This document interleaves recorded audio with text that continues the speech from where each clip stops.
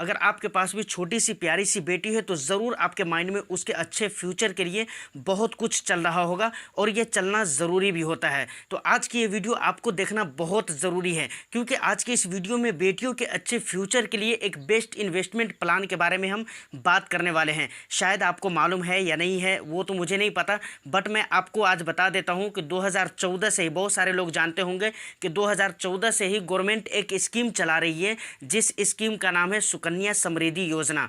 तो आज की इस वीडियो में हम बात करेंगे कि सुकन्या समृद्धि योजना क्या है, आखिर इसके लिए एलिजिबल कैसे हो सकते हैं, कौन से ऐसे पेरेंट्स हैं जो ये अकाउंट ओपन करवा सकते हैं, किस बच्चे के नाम से ओपन करवा सकते हैं, उनकी एज क्या होना चाहिए, क्या डॉक्यूमेंट होना चाहिए, कितना इन्वेस्टमेंट करना पड़ेगा, उसके बाद हमें कितना रिटर्न उसका मिलने वाला है, ये सारा कुछ। इसके अलावा भी बहुत सारी बातें हम आज की इस वीडियो में करने वाले हैं।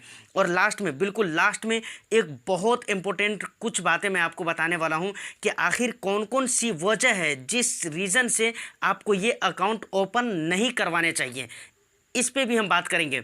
उसके अलावा इसके कैलकुलेटर पे भी हम एक नज़र ज़रूर डालेंगे। तो चलिए वीडियो को शुरू करते हैं और जानते हैं डिटेल्स में सुकन्या समृद्धि योजना के बारे में।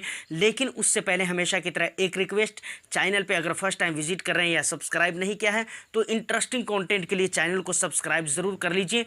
वीडियो को पहले देखिए, अगर अच्छी लगे तो लाइक कर दीजिएगा, अदरवाइज नहीं कीजिएगा, और अच्छी लगे तो शेयर भी ज़रूर कर दीजिएगा उन लोगों के पास जो इस तरीके की वीडियो देखना पसंद करते हैं। तो अब सबसे पहले हम बात करते हैं कि भारत सरकार द्वारा जो ये स्कीम चलाई जा रही है, आखिर इस स्कीम को चलाने के पीछे का रीज़न क्या है, क्या मकसद है इस स्कीम को चलाने के पीछे। तो देखिए, इस स्कीम को चलाने के पीछे जो सबसे बड़ा मकसद है वो ये है कि बेटियों को अच्छे भविष्य देना। अब बेटियों को अच्छा फ्यूचर देना, उसमें फ्यूचर में बहुत सारी चीज़ें आती हैं, जैसे उनके अच्छे रहन सहन का इंतज़ाम करना, उनके लिए अच्छे एजुकेशन का इंतज़ाम करना, उनकी शादियों के लिए अच्छे खासे पैसे इकट्ठे करना। देखिए, एक्चुअली सरकार ने सोचा कि भाई लोग इकट्ठे नहीं कर पाते पैसे अपने घर में या सेविंग अकाउंट वगैरह में, बहुत कम ऐसे लोग हैं जो जमा कर पाते हैं। लेकिन अगर एक योजना तैयार किया जाए तो उस योजना के तहत थोड़े बहुत पैसे जमा करके आने वाला फ्यूचर में एक बहुत बड़ा अमाउंट जमा कर सकते हैं, ताकि उस अमाउंट के ज़रिए अपनी बेटियों की अच्छी शिक्षा दे सकें, उनकी अच्छी पढ़ाई लिखाई करवा सकें और अच्छी जगह पे शादी विवाह अच्छे टाइम पे कर सके। यही मकसद है इस योजना को जारी करने का। तो देखिए, यहाँ पर आपको इतनी सी बातें समझ में आ गई होगी कि ये स्कीम जो चलाई जा रही है ये गवर्नमेंट की तरफ से चलाई जा रही है, यानी इंडिया सरकार की तरफ से चलाई जा रही है। और दूसरी बात कि ये स्कीम सिर्फ और सिर्फ लड़कियों के लिए ही है। अब हम बात करते हैं कि कौन ऐसे पेरेंट्स हैं जो इस अकाउंट को ओपन करवा सकते हैं। तो देखिए, हर वो पेरेंट्स जिसके पास चाइल्ड गर्ल हो वो अपनी चाइल्ड गर्ल के नाम से इस अकाउंट को ओपन करवा सकते हैं। देखिए, अब कितनी एज होना चाहिए, तो एज यहाँ पर 1 दिन से लेकर 10 साल के बीच में अगर आपके चाइल्ड गर्ल की एज है तो आप अपने चाइल्ड गर्ल के नाम से ये अकाउंट ओपन करवा सकते हैं। अब यहाँ पर सरकार का ये कहना है कि एक पेरेंट ज़्यादा से ज़्यादा अपने 2 ही बच्चियों के लिए सुकन्या समृद्धि अकाउंट ओपन करवा सकते हैं।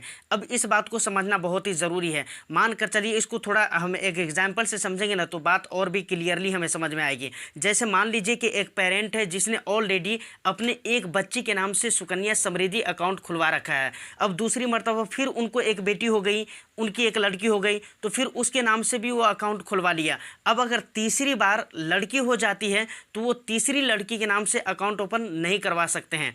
और मान कर चलिए कि एक लड़की पहले से जिसके नाम से अकाउंट उसने खुलवा रखा है, लेकिन दूसरी बार में जुड़वा लड़की हो गई, तो अब 3 लड़की हो गई, तो तीनों के नाम से सुकन्या समृद्धि अकाउंट ओपन करवाया जा सकता है। यह सरकार का वसूल और नियम है। सुकन्या समृद्धि अकाउंट पे आज के डेट में 8% का रेट ऑफ इंटरेस्ट मिलता है। अब यहाँ पर एक सवाल आता है, और इसको अगर कंपेयर किया जाए सेविंग अकाउंट से, तो सेविंग अकाउंट में आपको 3.5 पौने 4% का रेट ऑफ इंटरेस्ट देखने को मिल जाता है। बैंक टू बैंक अलग रहता है, आप देख लेना कि आपका अकाउंट किस बैंक में है, तो आपको 4% से ज़्यादा इंटरेस्ट रेट नहीं मिलता है।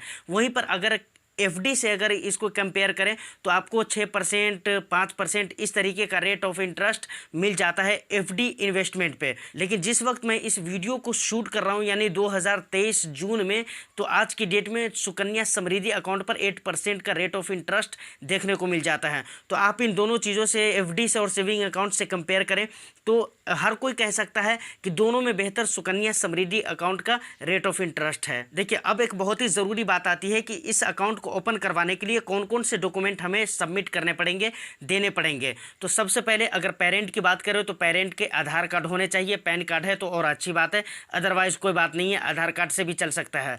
दूसरी बात, बच्चे का जन्म प्रमाण पत्र होना हर हाल में ज़रूरी है। मतलब यही वो कुछ डॉक्यूमेंट्स है जिसे देकर आप अपने बच्चों के नाम से, अपने चाइल्ड गर्ल के नाम से अकाउंट ओपन करवा सकते हैं। अब अकाउंट ओपन किस तरीके से करवाया जाएगा, तो एक बात याद रखिए कि ऑनलाइन ये अकाउंट किसी भी बैंक में ओपन नहीं करवाया जाता है।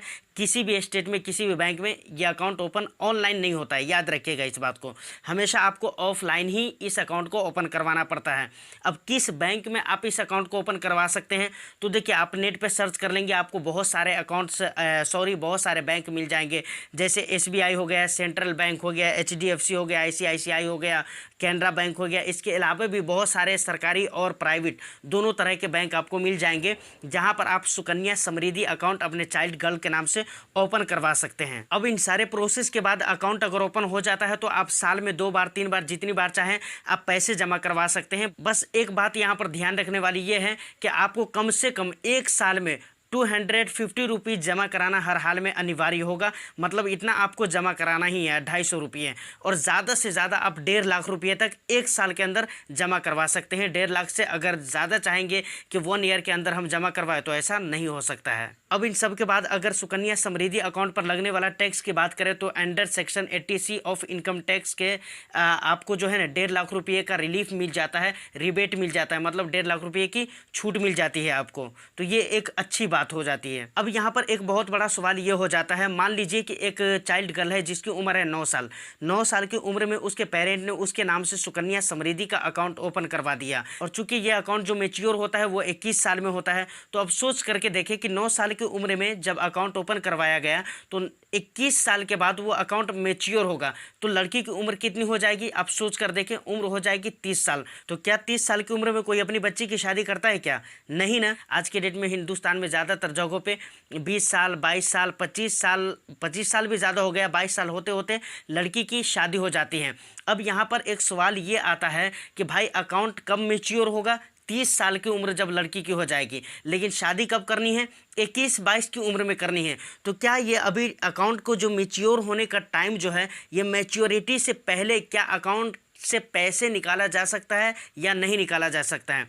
तो देखिए इसका सीधा जवाब है कि जी हाँ, अकाउंट का पैसा निकाला जा सकता है, वो भी उतना ही जितना आपने जमा करवाया उसका 50%। इसी तरीके से अकाउंट के मैच्योरिटी पीरियड से पहले बच्ची की पढ़ाई लिखाई के लिए, अच्छे शिक्षा के लिए अगर पैसे की ज़रूरत हो जाती है तो वहाँ पर अकाउंट को बंद भी करवाया जा सकता है, वक्त से पहले पैसे को विड्रॉल भी किया जा सकता है। और इसके अलावा मानकर चलिए कि पेरेंट ने अपने बच्चे के नाम से अकाउंट ओपन करवा दिया, 5-7 साल तक के उसमें पैसा भी भरा गया। उसके बाद किसी भी वजह से, किसी भी रीज़न से अगर पेरेंट की डेथ हो जाती है तो अब वो बच्ची चाहे तो उस अकाउंट को ओपन रख सकती है, उसे दूसरे पैसे जमा करने की कोई ज़रूरत नहीं है। मतलब उसके बाद पैसे डिपॉजिट उसे नहीं करना पड़ेगा, जो पैसे ऑलरेडी डिपॉजिट किए गए हैं उसी पर उसको इंटरेस्ट रेट मिलेगा। और जब उसका मैच्योरिटी टाइम आएगा ना, उस टाइम पे कैपिटल अमाउंट के साथ साथ, मतलब जो पैसे जमा करवाया गया था उस पैसे के साथ साथ उसके इंटरेस्ट के साथ उसे रिटर्न कर दिया जाएगा। या नहीं तो वो बच्ची अगर चाहती है कि भाई हमें सिरे से अकाउंट को क्लोज ही कर देना है हमेशा के लिए, तो हमेशा के लिए क्लोज भी करवा सकती है। देखिए जैसा कि मैं पहले बता चुका हूं कि ये अकाउंट मैच्योर होता है 21 साल में।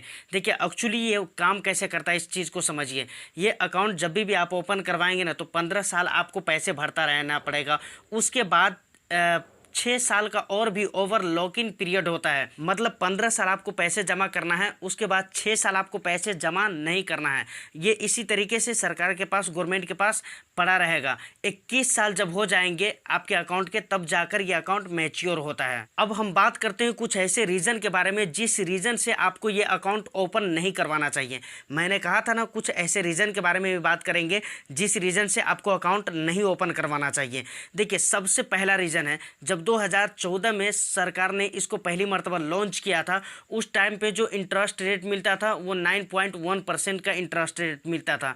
उसके बाद 2015, 16, 17 में आप देखेंगे कई मर्तबा 7.60% हुआ है, कई मर्तबा 7.6% हुआ है, कई मर्तबा कुछ और भी तरीके का इंटरेस्ट रेट देखने को मिल गया है।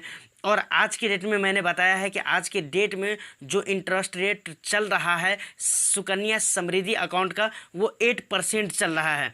अब ये चीज़ सोचिए कि जिस बंदे ने 2014 में ये सोचकर अपने पैसे इन्वेस्टमेंट करना शुरू कर दिया और अकाउंट खुलवा दिया कि भाई हमें 9% का इंटरेस्ट रेट मिलेगा, अब सोचिए कि उनका क्या होगा आज के दिन में, क्योंकि आज के दिन में सिर्फ 8% का रिटर्न मिलता है और जब उनका अकाउंट मैच्योर होगा तो पता नहीं उस वक्त इंटरेस्ट ऑफ रेट क्या मिलेगा नहीं मिलेगा, कोई भरोसा नहीं है। दूसरी जो सबसे बड़ी वजह है इस अकाउंट को ओपन न करवाने की वो ये है कि पेरेंट इस अकाउंट को सिर्फ उस वक्त तक ही ऑपरेट कर सकते हैं जब तक लड़की की उम्र 18 साल नहीं हुई है।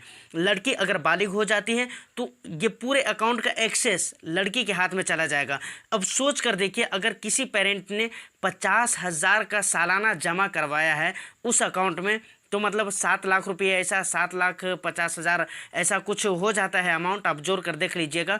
तो इतना बड़ा अमाउंट और उसका पूरा एक्सेस एक मतलब लड़की के हाथ में चले जाना ये कुछ सेफ और मुनासिब नहीं लग रहा है। और उसके बाद अगर हम इंटरेस्ट रेट से कंपेयर करें तो सोच कर देखिए 15 साल तक के आपका पैसा वहाँ पर फंसा हुआ रह जाता है। और क्या 15 साल के बाद आपके पैसे निकल जाते हैं? नहीं, 15 साल के बाद भी 6 साल का जो लॉक इन पीरियड होता है उसमें भी आपका पैसा फंसा हुआ है, मतलब टोटली 21 साल तक के आपका पैसा फंसा हुआ है। अब सोचिए टोटली 21 साल के लिए अगर आप इन्वेस्टमेंट कर रहे हैं तो आपका 8% का रिटर्न आपको देखने को मिलता है। लेकिन अगर इक्विटी में मैं मानता हूँ शेयर मार्केट में बहुत ज़्यादा रिस्क है तो आप म्यूचुअल फंड के ज़रिए भी इक्विटी में इन्वेस्टमेंट कर सकते हैं। और 21 साल के लिए अगर आप किसी म्यूचुअल फंड में इन्वेस्टमेंट कर दें स्मॉल कैप में जहाँ पर इक्विटी में इन्वेस्टमेंट किया जाता है तो वहाँ पर आपको 8% से कहीं ज़्यादा अच्छा इसका डबल रिटर्न आपको देखने को मिल जाएगा। तो मेरे कहने का मतलब यही है कि यहाँ पर 21 साल के लिए हमें सिर्फ 8% का रिटर्न मिल रहा है, लेकिन उसी को अगर हम म्यूचुअल फंड में इन्वेस्टमेंट कर दें तो उसका दूना बल्कि उससे दूना से भी कुछ ज़्यादा बढ़ा चढ़ा कर मुझे रिटर्न मिल सकता है। तो ये कुछ रीजंस है जिस रीज़न की वजह से ये अकाउंट मुझे लगता है ओपन नहीं करवाने चाहिए। ऐसे ये मेरा पर्सनल अपना सोचना और अपना ओपिनियन है, आप इस पे क्या सोचते हैं आप कमेंट करके हमें बता सकते हैं। देखिए अब हम थोड़ा सा टाइम लेकर सुकन्या समृद्धि कैलकुलेटर को भी समझ लेते हैं और हम कैलकुलेशन करके देख लेते हैं कि हम कितना इन्वेस्टमेंट करेंगे 15 सालों तक तो हमारा कितना मैच्योरिटी अमाउंट मिल सकता है, मेरा इन्वेस्टेड अमाउंट कितना रहेगा, उस पर जो हमारा रिटर्न मिलने वाला होगा वो कितना रहेगा और टोटल अमाउंट मिलाकर हमें कितना मिलने वाला है। इस कैलकुलेशन को भी कर लेते हैं। तो इसके लिए हमें चलना पड़ेगा मोबाइल फ़ोन की स्क्रीन पर। तो चलिए चलते हैं मोबाइल फ़ोन की स्क्रीन पर और वहीं पर देखते हैं डिटेल्स। देखिए यहाँ पर सबसे पहले आपको मिल जाता है डिपॉजिट अमाउंट, मतलब आप कितना डिपॉजिट करना चाहते हो। तो चलिए मैं 50,000 रुपये कर देता हूँ, यहाँ पर 50,500 हो गया, ये जल्दी होता नहीं रहता है। चलिए 50,500 रुपये मैं कर देता हूँ। देखिए अब यहाँ पर पूछा जा रहा है कि ये 50,000 रुपया जो जमा करेंगे ये कितनी बार में जमा करेंगे। तो मुझे साल में 4 मरतबे में जमा करना है या 5 मरतबे में जमा करना है, जितनी बार में आपको जमा करना हो वो आप सेलेक्ट करेंगे। मैं यहाँ पर सेलेक्ट कर चुका हूँ कि मुझे एक ही बार में ये 50,500 रुपये जमा करना है। उसके बाद यहाँ पर मिल जाता है कि कितने दिनों के लिए, मतलब टाइम पीरियड कितना रहेगा। तो 15 ईयर्स के लिए, जैसे कि यहाँ पर दिख रहा है, क्योंकि इस अकाउंट में जो पैसे जमा करना रहता है वो 15 साल तक के पैसे जमा करना रहता है। यहाँ पे रेट ऑफ इंटरेस्ट की अगर हम बात करें तो 7.6% का दिखला रहा है, जबकि अभी 7.6% का नहीं है, 8% का इंटरेस्ट रेट चल रहा है अभी जिस वक्त मैं वीडियो को शूट कर रहा हूँ। लेकिन फ़िलहाल मैं 7.6 से ही कैलकुलेट करके देखता हूँ कि कितना होता है। मैच्योरिटी पीरियड कितने सालों के लिए रहेगी, वो 21 सालों के लिए रहेगी। उसके बाद यहाँ पे कैलकुलेट का ऑप्शन मिलता है, कैलकुलेट पर हम क्लिक कर देंगे। टोटल अमाउंट जो आपने इन्वेस्टमेंट किया है 7,57,500 रुपये है और उस पर जो इंटरेस्ट आपको मिला है वो 14,62,167 रुपये है और दोनों मिलाकर टोटल अमाउंट जो आपको मिलने वाला है 22,19,667 रुपये, ये अमाउंट आपको मिलने वाला है। देखिए इस तरीके से और भी कैलकुलेशन आप कर सकते हैं, मैं और भी करके दिखलाऊँ। देखिए यहाँ पर आप यहाँ पर इसको जैसे आगे पीछे करके आप पैसे को चेंज कर सकते हैं, जैसे और बढ़ा दीजिए तो और ज़्यादा हो जाएगा, है ना। जैसे 96,000 हो गया। इस तरीके से आप जितना भी चाहे 63,500 हो गया। अब यहाँ पर कैलकुलेट पर आप क्लिक करेंगे तो एक नया रिजल्ट आपके सामने आ जाएगा।